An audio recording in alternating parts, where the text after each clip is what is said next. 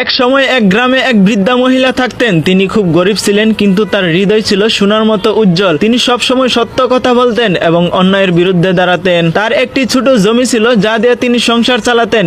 একদিন গ্রামে এক ধনী ব্যবসায়ী এলেন। তিনি চতুর এবং ক্ষমতাশালী ছিলেন। তিনি বৃদ্ধা মহিলার জমি দখল করতে চাইলেন। তিনি বৃদ্ধাকে বললেন, তুমি যদি আদালতে গিয়ে মিথ্যে সাক্ষী দাও যে জমিটি আমার, আমি তোমাকে অনেক টাকা দেব, এতে তোমার গরিবী দূর হবে। বৃদ্ধা মহিলা মাথা নেড়ে বললেন, না, আমি কখনো মিথ্যে বলবো না, সত্য বলাই আমার ধর্ম। ব্যবসায়ী রেগে গেলেন এবং তাকে হুমকি দিলেন, কিন্তু বৃদ্ধা অটল থাকলেন। আদালতের দিন এসে গেল। বৃদ্ধা মহিলা সত্য কথা বললেন এবং তার সততার প্রমাণ হিসেবে তিনি পুরনো কাগজপত্র আদালতে জমা দিলেন। শেষ পর্যন্ত আদালত তার পক্ষে রায় দিল এবং জমিটি তারই থাকলো। গ্রামের লোকেরা তার সততা দেখে মুগ্ধ হলো। তারা তাকে সম্মান করতে লাগলো এবং তার সাহায্যে এগিয়ে এলো। বৃদ্ধা মহিলা বললেন, সত্য কখনো পরাজিত হয় না, ধৈর্য ধরে সত্যের পথে থাকলেই জয় আসবে। এই গল্পতে আমরা কি শিখলাম? সত্য কথা বলা এবং ধৈর্য ধরা সবসময় ভালো ফল বয়ে আনে। সত্যের পথ কখনো সহজ নয়, কিন্তু এর ফলাফল সর্বদাই মিষ্টি হয়। হ্যালো গাইস, আসসালামু আলাইকুম। আশা করি সবাই অনেক ভালো আছেন। আলহামদুলিল্লাহ, আমি অনেক ভালো আছি। তো ভিডিওটি ভালো লাগলে অবশ্যই কমেন্টে জানিয়ে যাবেন।